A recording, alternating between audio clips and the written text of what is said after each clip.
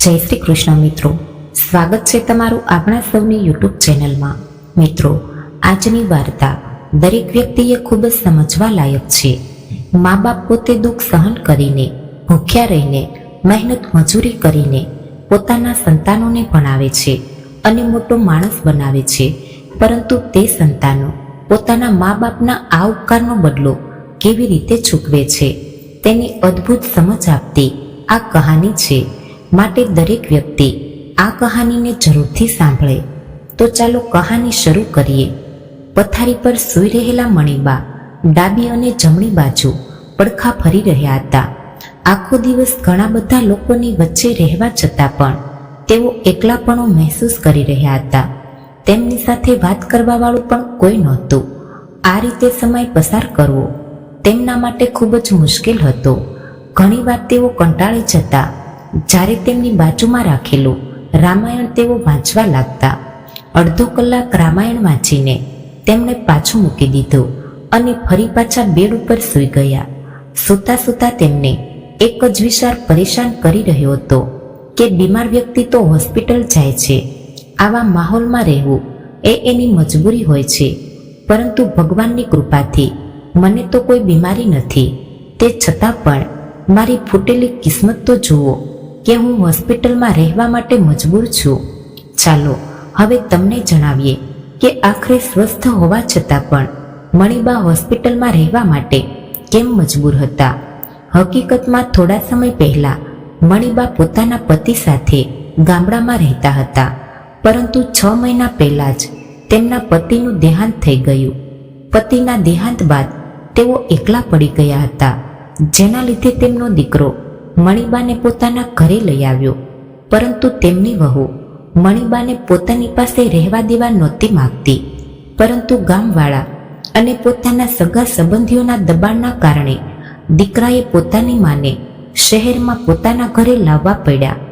મણિબાનો દીકરો વિમલ એક મોટો ડોક્ટર હતો, એટલા માટે મોટા લોકો સાથે તેની સારી ઓળખાણ હતી. તેના સાસરીવાળા પણ ઊંચા ખાનદાનના હતા, પરંતુ મણિબા એક સાધારણ ગામડાની મહિલા હતી, જેમને આ બધો દેખાડો કરવો નહોતો ગમતો. મણિબાની એક આંખ નકલી હતી, જેના કારણે તેમની વહુ અને પુત્રને તેઓ કદરૂપા લાગતા હતા. એક દિવસ એવું બન્યું કે મણિબાનો પુત્ર તેમની પાસે આવ્યો અને કહેવા લાગ્યો કે દાદી, તમે આ સોફા પર ના બેસો, અંદર તમારા રૂમમાં ચાલ્યા જાઓ, મારા કેટલાક મિત્રો ઘરે આવવાના છે. પુત્રએ ખૂબ જ ઊંચા અવાજમાં તેમને કહ્યું. ત્યારે મણિબા ખૂબ જ પ્રેમથી બોલ્યા કે અરે દીકરા, હું તો ખૂબ જ ઓછી જગ્યા પર બેઠી છું, તારા મિત્રોને બેસવા માટે અહીંયા ઘણી બધી જગ્યા છે. ના, તમારે તેમની સામે બેસવાનું નથી. મારા મિત્રો મને ખીજવે છે, મારું અપમાન થતું હોય તેવું મને મહેસૂસ થાય છે. તેમનો પુત્ર ચિલ્લાવા લાગ્યો. ત્યારબાદ અંદરથી તેમની વહુ વંદનાનો અવાજ આવ્યો. શું થયું બેટા? શા માટે તો ગુસ્સામાં ચિલ્લાવી રહ્યો છે? મમ્મી જુઓ ને, દાદી હંમેશા આ સોફા પર બેસી રહે છે. ઘરે મારા મિત્રો આવવાના છે, પરંતુ દાદી તેમના રૂમમાં નથી જઈ રહ્યા. તે સમયે ગુસ્સામાં લાલચોળ થયેલ તેમની વહુ વંદના બહાર આવી અને બોલી, માજી, તમે તમારા રૂમમાં કેમ નથી જતા? વગર કારણે અમારું અપમાન કરાવવા માંગો છો. થોડું અમારા સ્ટેટસનું પણ ધ્યાન રાખો. બિચારા મણિબા ચૂપ થઈને પોતાના રૂમમાં જઈને ખૂણામાં બેસી ગયા. મણિબાને પોતાના રૂમમાં એકલાપણું મહેસૂસ થતું હતું. દિવાલોને જોઈને ક્યાં સુધી પોતાનો સમય પસાર કરતા, એટલા માટે તેઓ બહાર સોફામાં આવીને બેસી જતા હતા. તેઓ એવું વિચારીને સોફા પર બેસતા હતા કે વધારે તો નહીં, પરંતુ આ નાના બાળકોનો ચહેરો જોઈને તો મારો સમય પસાર થઈ જશે. પરંતુ તેમની વહુ અને પુત્રને એ નકલી આંખવાળા મણિબા પસંદ નહોતા. બીજી બાજુ મણિબાના દીકરા વિમલને પણ પોતાની પત્ની અને પુત્રનું આ વર્તન ગમતું નહોતું. પોતાની માને અપમાનિત થતા જોઈને તે ચૂપ રહેતો હતો, કેમ કે જો તે કંઈ કહેતો તો તેની પત્ની અને દીકરો બંને તેનો વિરોધ કરતા હતા. થોડા દિવસ પસાર થયા. ત્યારબાદ વંદનાએ પોતાના પતિ વિમલને કહ્યું કે સાંભળો, પરમ દિવસે પાર્ટી કરવા માટે મારી બહેનપણીઓ ઘરે આવી રહી છે. તમે તો જાણો જ છો કે મારી બધી બહેનપણીઓનું સ્ટેટસ કેટલું ઊંચું છે, પરંતુ તમારી માં તો હંમેશા અહીં સામે જ બેસી રહે છે અને જ્યારે કોઈ પણ મહેમાન આપણા ઘરે આવે છે ત્યારે તમારી માં ગામડાની ભાષામાં તેમની સાથે વાતો કરવા લાગી જાય છે. મને તો ખૂબ શરમ આવે છે. હવે આ બધું મારાથી વધારે સહન નથી થઈ રહ્યું. તમારી માને જ્યાંથી લાવ્યા છો ત્યાં જ પાછા મૂકી આવો. પોતાની પત્નીની વાત સાંભળીને વિમલ બોલ્યો, વંદના, તું પાગલ તો નથી થઈ ગઈ ને? આ ઉંમરમાં હું માને પાછી મૂકીને આવીશ તો બધા સગા સંબંધીઓ અને ગામવાળાની વચ્ચે મારી કેટલી બધી ઇજ્જત જશે અને તેઓ વિચારશે કે આટલો મોટો ડોક્ટર થઈને તે પોતાની માની સંભાળ પણ નથી રાખી શકતો. પરંતુ વંદના તો જીદ લઈને બેસી ગઈ અને પોતાના પતિને સ્પષ્ટ શબ્દોમાં કહી દીધું કે તમે તમારી માને ગામડે મૂકી આવો, નહીં તો કોઈ વૃદ્ધાશ્રમમાં છોડી આવો, કેમ કે તે હવે તેમને પોતાના ઘરમાં એક દિવસ પણ રહેવા દેવા નહોતી માંગતી. આ સમસ્યાનો ડોક્ટર દીકરાએ ખૂબ જ સરસ ઉપાય શોધી લીધો, જેનાથી સાપ પણ મરી જાય અને લાકડી પણ ના તૂટે. બીજા જ દિવસે તેણે પોતાની માને તેમના સામાન સાથે પોતાની હોસ્પિટલમાં શિફ્ટ કરાવી દીધા અને મણિબા પોતાના દીકરાની હોસ્પિટલમાં એક પ્રાઇવેટ વોર્ડમાં પહોંચી ગયા. એવું માની લો કે તેમને પહોંચાડી દેવામાં આવ્યા, કેમ કે મણિબા તેમના દીકરા અને વહુ માટે ભંગાર થઈ ગયેલા સામાનની જેમ જ હતા, જેમના સુખ દુઃખ અને તેમની ઈચ્છાઓ કોઈના માટે મહત્વના નહોતા. સમયસર વોર્ડબોય આવીને તેમને ભોજન આપી જતો હતો ત્યારે તેની સાથે મણિબા થોડીવાર માટે પોતાના હાલચાલની વાતો કરી લેતા. દર્દીઓ માટે બનાવેલું ભોજન તેમને પસંદ તો નહોતું આવતું, પરંતુ મન મારીને પણ તે ચૂપચાપ ખાઈ લેતા હતા. થોડા દિવસ પસાર થયા બાદ ડેન્ગ્યુની બીમારીના કારણે હોસ્પિટલના બધા જ પ્રાઇવેટ વોર્ડ દર્દીઓથી ભરાવા લાગ્યા અને વધુને વધુ દર્દીઓ આવી રહ્યા હતા. તેની કિંમત પણ મણિબાએ ચૂકવવી પડી, કેમ કે પ્રાઇવેટ વોર્ડમાં એક દર્દીનો ચાર્જ 6,000 રૂપિયા હતો અને તેના કારણે માની મમતાની આગળ તે કિંમત ભારે પડી રહી હતી. એટલા માટે તેમના ડોક્ટર દીકરાએ મણિબાને જનરલ વોર્ડમાં શિફ્ટ કરાવી દીધા. મણિબા ચારે બાજુ નજર કરતા ત્યારે તેમને ફક્ત અને ફક્ત દર્દીઓ જ દેખાઈ રહ્યા હતા. દર્દીઓની વચ્ચે રહીને હવે તો તેઓ પણ પોતે બીમાર હોય તેવું મહેસૂસ કરી રહ્યા હતા, પરંતુ આટલું ઓછું નહોતું. જ્યારે જનરલ વોર્ડ પણ દર્દીઓથી ભરાઈ ગયું ત્યારે મણિબાને હોસ્પિટલના હોલમાં બેસાડી દેવામાં આવ્યા. હોલમાં બેઠા બેઠા બિચારા વૃદ્ધ મણિબા મનમાં ને મનમાં એ દિવસને યાદ કરી રહ્યા હતા કે જે દિવસે તેઓ પોતાનું ઘર છોડીને તેમના દીકરા સાથે શહેરમાં રહેવા માટે આવ્યા હતા. બેઠા બેઠા તેઓ ભૂતકાળના દિવસોને યાદ કરવા લાગ્યા. જ્યારથી મણિબા પોતાના સાસરીમાં આવ્યા હતા ત્યારથી જ તેમના ભાગ્યમાં ફક્ત ગરીબી જ હતી. તેમના પતિ ખેતરોમાં મજૂરીનું કામ કરતા હતા, જેનાથી કોઈ ખાસ આવક નહોતી થતી, પરંતુ હિંમત હાર્યા વગર મણિબાએ પોતાના પતિની સાથે બીજા લોકોના ખેતરોમાં કામ કર્યું. લગ્નના 1 વર્ષ બાદ તેમના દીકરા વિમલનો જન્મ થયો. ત્યારે દીકરી અને જમાઈની ગરીબી જોઈને મણિબાના માતા પિતાએ તેમને એક ગાય ભેટમાં આપી હતી, જેથી મા અને બાળકોને દૂધની અછત ના પડે. મણિબા થોડું દૂધ પોતાના બાળક માટે રાખીને બાકી વધેલું દૂધ આડોશ પાડોશમાં વેચી દેતા, જેનાથી તેમને થોડી આવક થતી જતી. જેમ જેમ તેમનો દીકરો મોટો થયો તેમ તેમ તેમનો ખર્ચ પણ વધવા લાગ્યો. જ્યારે તેમને કોઈ પણ જાતની શરમ રાખ્યા વગર લોકોના ઘરોમાં વાસણ ધોવાનું કામ શરૂ કરી દીધું, કચરા પોતા કર્યા. પોતાના દીકરાનું ભવિષ્ય ઉજ્જવળ બને તેના માટે મા બાપ બંનેએ દિવસ રાત એક કરી દીધા. પોતાનો દીકરો વિમલ પહેલાથી જ ભણવામાં હોશિયાર હતો, જેના કારણે તેને સ્કોલરશીપ પણ મળવા લાગી હતી. પોતાની હોશિયારી અને મા બાપની મહેનતના કારણે તેણે ડોક્ટરનો અભ્યાસ પૂરો કરી દીધો. ભૂતકાળની યાદોમાં ખોવાયેલા મણિબા વિચારવા લાગ્યા કે આ જ દીકરા માટે મેં જીવનભર મહેનત અને મજૂરી કરી. જ્યારે મારો દીકરો ફક્ત એક જ વાર પ્રેમથી મને માં કહીને બોલાવતો ત્યારે મારા હૃદયમાં મમતા અને વાત્સલ્યનું પૂર ઉમટી આવતું હતું. સંસારના બધા સુખ તેની જોડીમાં હું ભરી દેવા માંગતી હતી, અને આજે જ્યારે તે જ દીકરો ડોક્ટર બની ગયો ત્યારે તેને પોતાની ઘરડીમાં પણ બોજ લાગવા લાગી છે. ધિક્કાર છે આવા દીકરા પર. મણિબા દુઃખી હૃદયે આ વિચાર કરી રહ્યા હતા. તેમની સહનશક્તિ હવે ખૂટી રહી હતી. તેઓ ત્યાંથી તરત જ ઊભા થઈ ગયા અને પોતાના દીકરા પાસે જઈને સ્પષ્ટ શબ્દોમાં કહી દીધું કે હવે તે અહીં નહીં રહી શકે. તો મને મારા ગામડે છોડી આવ, નહીં તો હું પોતાની જાતે જ ગામડે જવા નીકળી જઈશ. પોતાની માં હોસ્પિટલમાં રહેતી હતી. તે વાતને લઈને વિમલ પણ હેરાન હતો કે હોસ્પિટલનો સ્ટાફ પણ આ બાબતમાં ચોરી છૂપે અલગ અલગ પ્રકારની વાતો કરી રહ્યો હતો. આજે માએ પોતે જ આ વાત કહી દીધી ત્યારે વિમલ તેની માને ગામડે મૂકી આવવા માટે રાજી થઈ ગયો. બીજા દિવસે રવિવાર હતો. વિમલ પોતાની માને ગામડે મૂકી આવવાની બધી તૈયારીઓ કરીને તેમની ગાડીમાં બેસાડીને નીકળી ગયો. ગામમાં મણિબા અને તેમના ડોક્ટર દીકરાનું સ્વાગત થયું. 6 મહિનાથી બંધ પડેલા જૂના મકાનની સાફ સફાઈ તેમના આડોશ પાડોશમાં રહેતા લોકોએ કરી દીધી. સામેના ઘરમાં રહેતા જમના કાકીએ જ્યારે તેમના આવવાના સમાચાર સાંભળ્યા ત્યારે તરત જ તે 2 ગ્લાસ ચા બનાવીને લઈ આવ્યા. બધા લોકોએ મણિબાનું અચાનક પાછા આવવાનું કારણ જાણવા પ્રયત્ન કર્યો ત્યારે વિમલે આત્મીયતા દર્શાવીને કહ્યું કે એવું છે કે મને ગામના બધા લોકોની ખૂબ જ યાદ આવી રહી હતી, એટલા માટે તે ઉદાસ રહેતી હતી. 2-4 મહિના તે ગામમાં રહેશે તો તેમના હવા પાણી પણ બદલાઈ જશે. એ વિચારીને હું તેમને અહીં લાવ્યો. આવું કહીને વિમલે સાચી વાત છુપાવવાનો પ્રયત્ન કર્યો, પરંતુ જમના કાકી તે સમયે બધી જ વાત સમજી ગયા અને બોલ્યા કે દીકરા, બિચારી તારી માએ પોતાની આખી જિંદગી ખૂબ જ દુઃખ અને તકલીફમાં પસાર કરી છે, એટલા માટે પોતાની માને ભૂલી ન જતો, ક્યારેય તેમને દુઃખી ન કરતો. કેવી વાત કરું છું કાકી, માને હું કેવી રીતે ભૂલી જઈશ?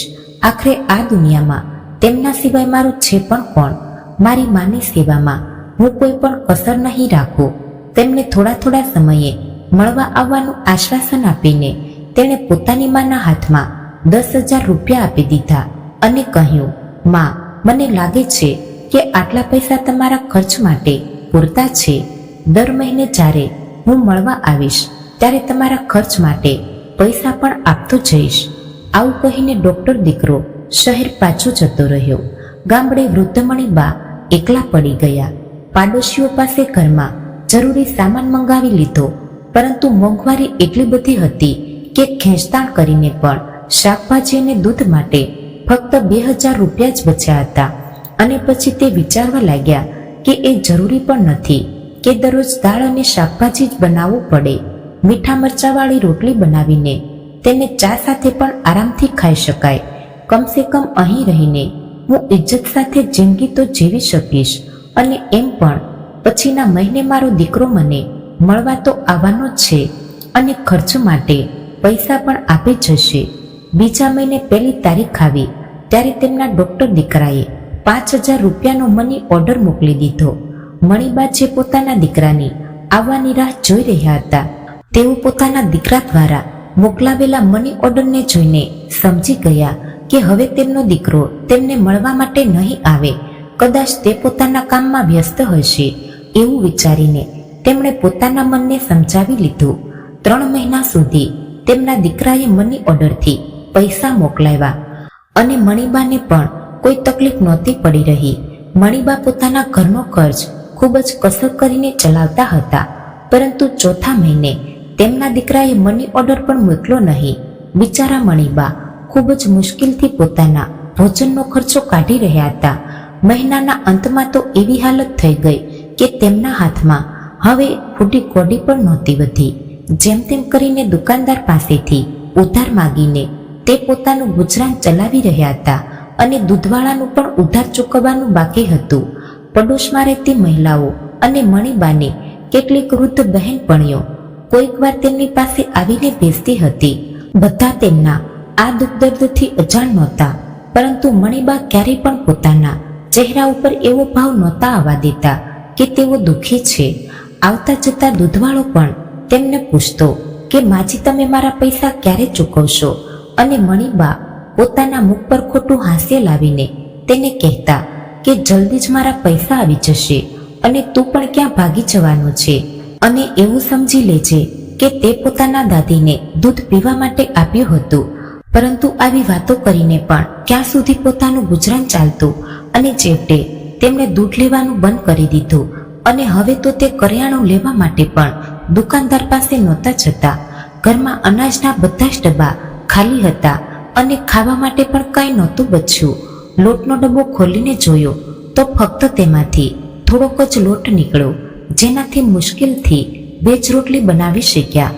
અને જ્યારે તેઓ 2 રોટલી સાથે પાણી લઈને જમવા માટે બેઠા તે સમયે દરવાજામાંથી અવાજ આવ્યો. એક ભૂખથી બેહાલ થયેલો ભિખારી દુઃખી અવાજમાં ભીખ માંગતા કહી રહ્યો હતો કે માજી, હું ભૂખ્યો છું, મને એક રોટલી આપી દો. ભગવાન તમારા દીકરાનું આયુષ્ય ખૂબ લાંબુ કરશે અને તેની પ્રગતિ પણ ખૂબ જ થશે. મણિબા રોટલીનો ટુકડો તોડીને જમવાની તૈયારી કરી જ રહ્યા હતા ત્યારે તે ભિખારીની વાત સાંભળીને તેઓ થોભી ગયા અને વિચારવા લાગ્યા કે એક રોટલીના બદલામાં તેના દીકરાનું લાંબુ આયુષ્ય ખૂબ જ સસ્તું કહેવાય.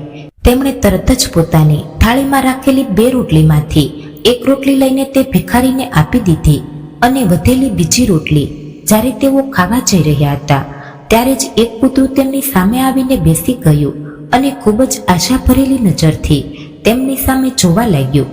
ત્યારે મણિબાએ વધેલી એક રોટલીમાંથી અડધી રોટલી તે કૂતરાને આપી દીધી અને વધેલી બીજી અડધી રોટલી પાણી સાથે ખાઈને તેઓ સંતોષ માનીને બેસી ગયા. હવે ઘરમાં ખાવા માટે કંઈ પણ નહોતું. એકવાર તેમણે વિચાર્યું કે બાજુના દુકાનદારો પાસેથી ઉધાર લઈને કામ ચલાવી લઉં, પરંતુ બીજી ક્ષણે તેમને વિચાર આવ્યો કે દુકાનદારે તો મને 1-2 દિવસ માટે સામાન ઉધાર આપશે અને પછી તે પણ પૈસા માગશે અને વળી આગળનું ઉધાર ચૂકવવાનું બાકી છે. બિચારા મણિબા ભૂખથી તડપતા પોતાના ખાટલા ઉપર સૂઈ ગયા અને તે કેટલીક વાર સુધી વિચારતા રહ્યા કે બીજાના ઘરે જઈને વાસણ ઘસવાનું કામ શરૂ કરી દઉં કે પછી લોકોના ઘરે જઈને કચરા પોતા કરવાનું શરૂ કરી દઉં, જેથી થોડા પૈસા તો મળી જશે. પરંતુ પાછું મોટા ડોક્ટર દીકરાની માં હોવાની મર્યાદા તેમની આડે આવી જતી હતી. આવું વિચારીને તે પાણી પીને તે પોતાની ભૂખ સંતોષવાની કોશિશ કરવા લાગ્યા અને રાત પડી ગઈ હતી તો ચૂપચાપ ભૂખ્યા પેટે સૂઈ ગયા. પરંતુ તેમને એ આશા હજુ પણ હતી કે તેમનો દીકરો જરૂર પૈસા મોકલાવશે. બીજા દિવસે સવારે મણિબા જલ્દી ઉઠી ગયા. તેમને ખૂબ જ જોરથી ભૂખ લાગી હતી અને તે પણ સહન કરવી હવે મુશ્કેલ હતી. ભૂખ્યા પેટે તેઓ વારંવાર પોતાના ઘરની બહાર નીકળીને મની ઓર્ડર આવવાની રાહ જોઈ રહ્યા હતા, પરંતુ આખો રસ્તો સુમસામ જ દેખાઈ રહ્યો હતો. વળી પાછા તે ઘરે આવીને ખાટલા પર સૂઈ ગયા ત્યારે જ અચાનક બહારથી અવાજ આવ્યો. મણિબા બહાર દોડતા ગયા અને તેમણે જોયું તો ગાયો માટે ખાવાનું એકઠું કરી રહેલી ગૌશાળાની ગાડી ત્યાં આવી હતી. તેમના ઘરની આસપાસ રહેતી બધી જ મહિલાઓ ઘરમાંથી નીકળીને વધેલી સૂકી રોટલી તે ગાડીમાં નાખી રહી હતી. મણિબા દુઃખી થઈને ભૂખના માર્યા પોતાના ઘરના દરવાજા બહાર બેસી ગયા. તેઓ એક બાજુ ગાડીમાં નાખવામાં આવતી તે સૂકી રોટલીઓને જોતા તો બીજી બાજુ મની ઓર્ડરનો વિચાર કરીને ટપાલીની રાહ જોતા. એક બાજુ તેમની આંખોમાં નિરંતર આંસુ વહી રહ્યા હતા તો બીજી બાજુ ગૌશાળામાં નાખવામાં આવેલી સૂકી રોટલી ઉપર તેમની નજર વારંવાર જઈ રહી હતી. તેમના ફળિયામાં રહેતી બધી સ્ત્રીઓ જ્યારે ગાડીમાં રોટલીઓ નાખીને ઘરમાં ચાલી ગઈ ત્યારે ભૂખથી તડપતા મણિબા ગાડી તરફ ચાલવા લાગ્યા. આસપાસ જોયું તો કોઈ ત્યાં હતું નહીં. તેમણે ફટાક દઈને ગાડીમાં હાથ નાખ્યો અને જેટલી પણ રોટલીઓ હાથમાં આવી તેને લઈને પોતાના સાડીના પાલોમાં સંતાડી દીધી અને તરત જ પોતાના ઘરે ચાલ્યા ગયા. એક ઊંડો શ્વાસ લઈને તેઓ ખાટલામાં બેસી ગયા અને પોતાના ભાગ્યનો વિચાર કરીને જોર જોરથી રડવા લાગ્યા. પછી સાડીના પાલોમાં રાખેલી સૂકી રોટલીઓ જેવી જ તેમણે બહાર કાઢી ત્યારે મણિબાને તેમાં પોતાના ડોક્ટર દીકરાની પ્રગતિ નજર આવી રહી હતી અને પછી તેઓ વિચારવા લાગ્યા કે મેં આજ સુધી ક્યારેય કોઈની સાથે ખરાબ વર્તન નથી કર્યું કે કોઈનું ખરાબ વિચાર્યું નથી, તો પછી ભગવાન મને આવી સજા કેમ આપી રહ્યા છે કે આજે હું ગાયોના ભાગની રોટલીઓ છોડીને ખાવા માટે મજબૂર થઈ ગઈ છું. થોડી વારમાં તો એક કૂતરું પણ તેમની પાસે આવીને બેસી ગયું અને રોટલીઓને જોઈને પોતાની પૂંછડી હલાવવા લાગ્યું. મણિબાએ એક રોટલી કૂતરાને પણ આપી, પરંતુ ગાયના ભાગની રોટલી ખાવા માટે તેમનું મન નહોતું માની રહ્યું. ભૂખના કારણે તેમની હાલત એટલી બધી ખરાબ હતી કે પોતાના આત્મસન્માનને પણ બાજુમાં રાખીને બિચારા મણિબાએ જેમ તેમ કરીને પાણી સાથે તે રોટલી ખાવી પડી.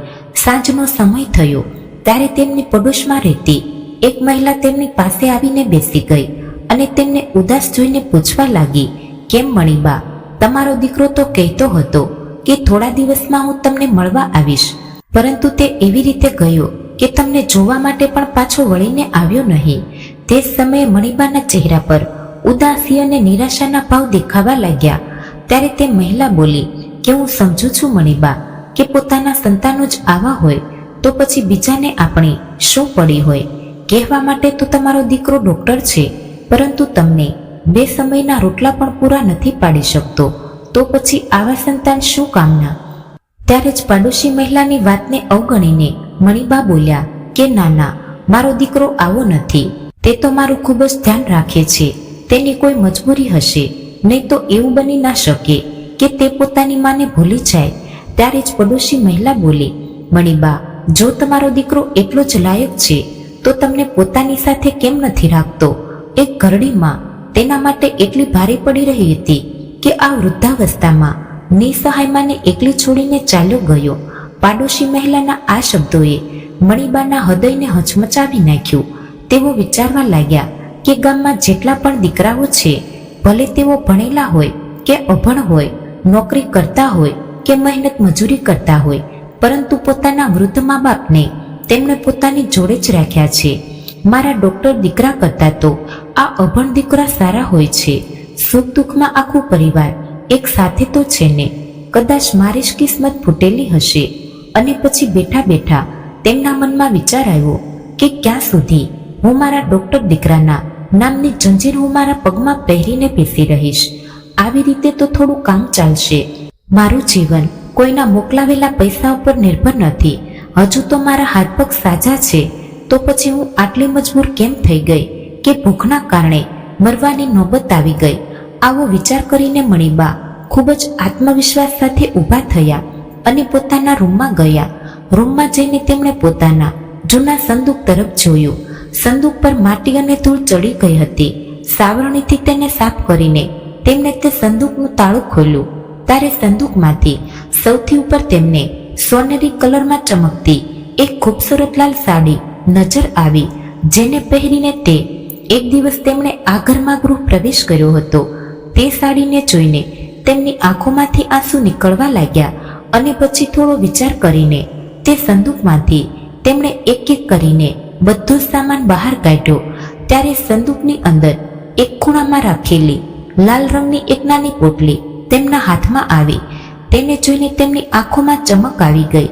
પોટલી ખોલીને જોયું તો તેમાં મણિબાનું મંગળસૂત્ર પડ્યું હતું, જે લગ્ન સમયે તેમના પતિએ તેમને પહેરાવ્યું હતું. તે મંગળસૂત્ર જોઈને તેઓ ખુશ થયા. થોડા ઘણા ઘરેણાં હતા જે તેમના પિયર અને સાસરીવાળાએ તેમને આપ્યા હતા. તે ઘરેણાં તેમણે પોતાના દીકરાના અભ્યાસ માટે પહેલા જ વેચી દીધા હતા, પરંતુ પોતાના પતિની આ નિશાનીને તેઓ સહેજ પણ વેચવા નહોતા માંગતા.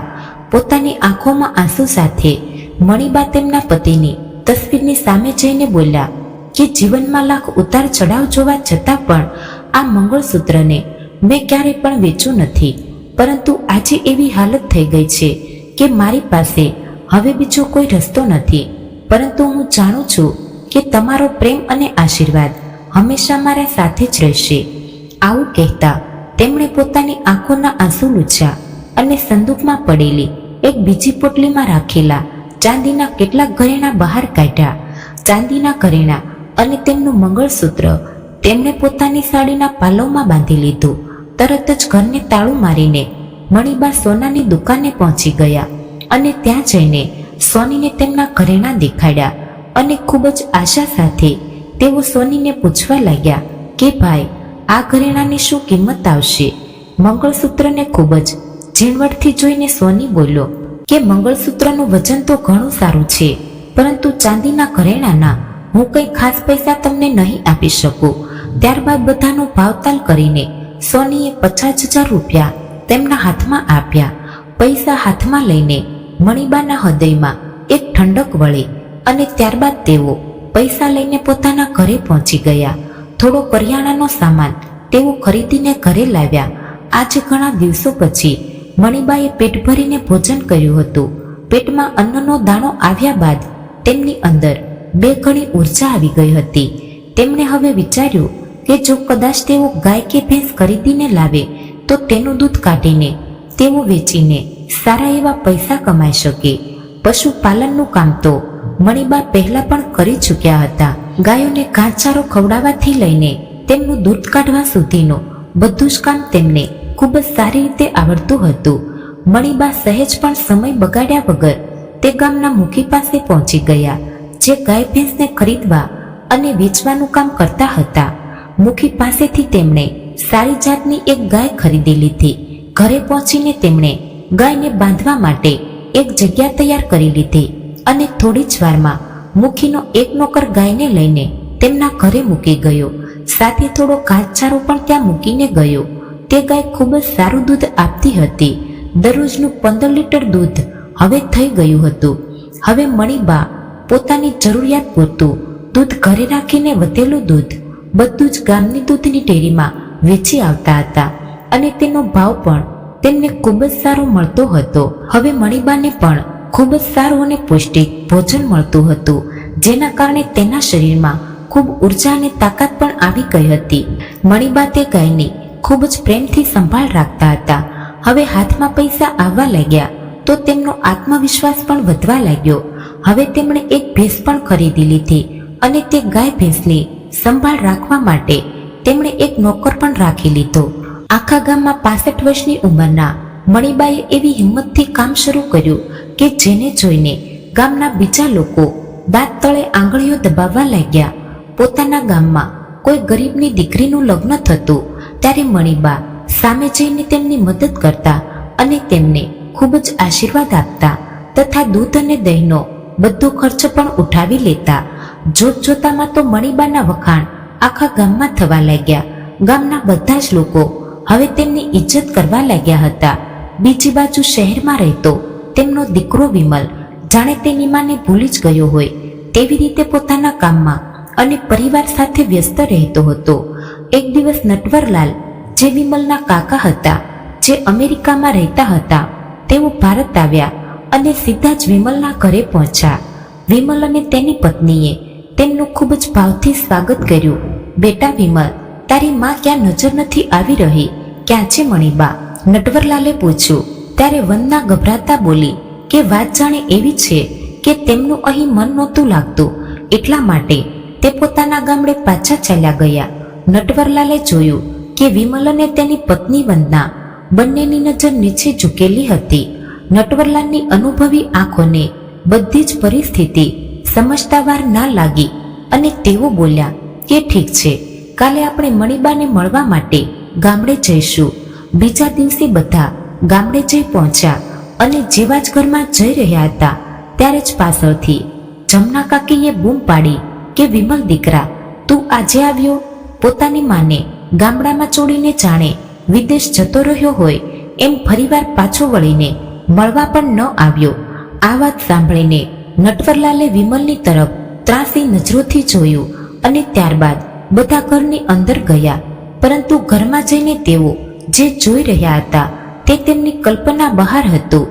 સામે એક ગાય અને એક ભેંસ બાંધેલી હતી અને એક નોકર ત્યાં ખૂબ જ મહેનતથી ગાય અને ભેંસની સેવા કરી રહ્યો હતો.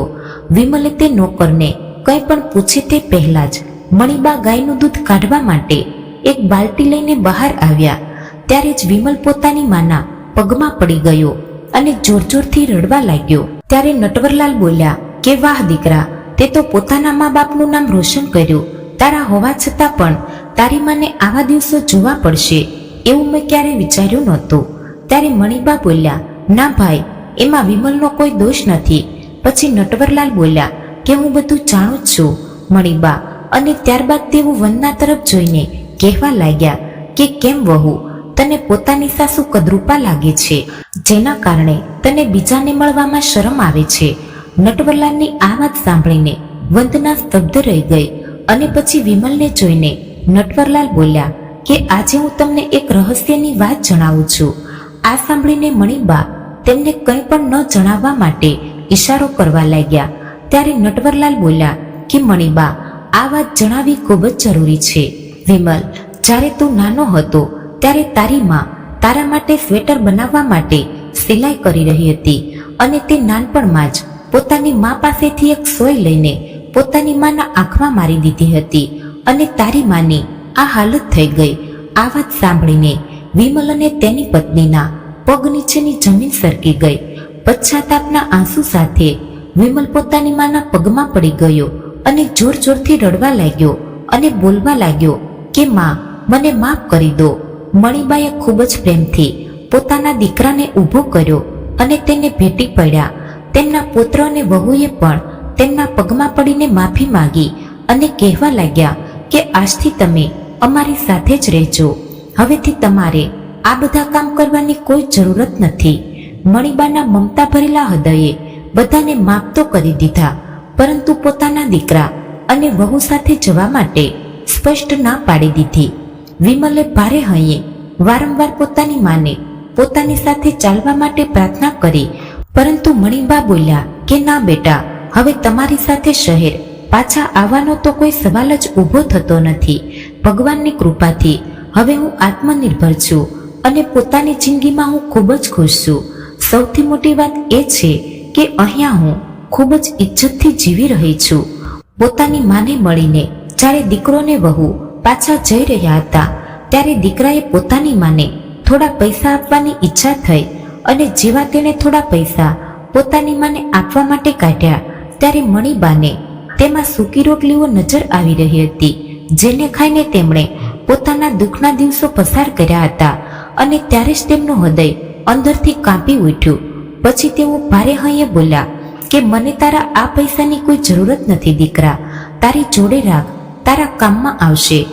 ફક્ત મારી એક વાત જરૂર યાદ રાખજે કે માણસે ક્યારે પણ સફળતા મળ્યા પછી ઘમંડ ના આવી જવું જોઈએ અને ક્યારે પણ કઠિન પરિસ્થિતિઓમાં હાર ન માનવી જોઈએ અને હંમેશા આગળ વધવું જોઈએ. તો મિત્રો, વાર્તા પસંદ આવી હોય તો ચેનલને લાઈક, શેર અને સબસ્ક્રાઇબ જરૂરથી કરી દેજો. તો ફરી મળીશું એક નવા વિડીયોમાં. ત્યાં સુધી આપ સૌને જય શ્રી કૃષ્ણ, રાધે રાધે, હર હર મહાદેવ.